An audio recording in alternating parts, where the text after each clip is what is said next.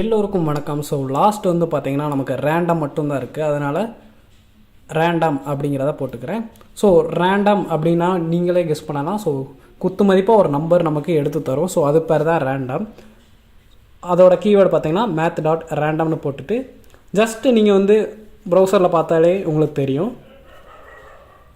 பாருங்கள், எனக்கு 0.38 சம்திங் வந்துருக்கு. இது ரேண்டம் வேல்யூ எல்லாமே பார்த்திங்கன்னா 0லேருந்து 1 வரைக்கும் தான் நமக்கு ஏதாவது ஒரு வேல்யூ வந்து நமக்கு எடுத்து தரும். ஓகேங்களா? ஸோ இதெல்லாம் எதில் யூஸ் பண்ணியிருப்பாங்க அப்படின்னு பார்த்தீங்கன்னா லூடோ கேம் விளாண்டுருப்பீங்கன்னு நினைக்கிறேன். ஸோ லூடோவில் பார்க்கும்போது ஒவ்வொரு டைமும் நம்ம என்ன சொல்ல உருட்ட நமக்கு வந்து ஒரு 6 டிஜிட் தான் போட்டிருப்பாங்க. அந்த 6வே நமக்கு ரேண்டமாக மாற்றிக்கிட்டே இருப்பாங்க. ஸோ அதனால தான் 1 விழும், அடுத்ததோட 6 விழும், 5 விழும். ஸோ இந்த மாதிரி பாருங்கள், நான் ரெஃப்ரெஷ் பண்ண கூட உங்களுக்கு மாறிக்கிட்டே இருக்குது. ஸோ இந்த மாதிரி தான் ரேண்டம் ஃபங்க்ஷன் வந்து யூஸ் பண்ணுவாங்க. ஓகேங்களா?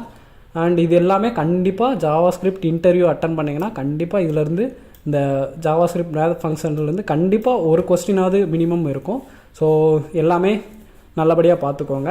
அண்டு இதில் நிறையா கற்றுக்கிட்டு இருந்திருப்பீங்கன்னு நினைக்கிறேன். ஸோ தயவு செஞ்சு கமெண்ட் பண்ணுங்கள். அதில் தான் எனக்கு வந்து தெரியும் நீங்கள் எப்படி கற்றுக்குறீங்களா புதுசாக அப்படின்னு சொல்லிட்டு. ஓகேங்களா? ஸோ அவ்வளோதாங்க இந்த வீடியோ உங்களுக்கு பிடிச்சிருந்தா மறக்காமல் லைக் பண்ணுங்கள், ஷேர் பண்ணுங்கள்.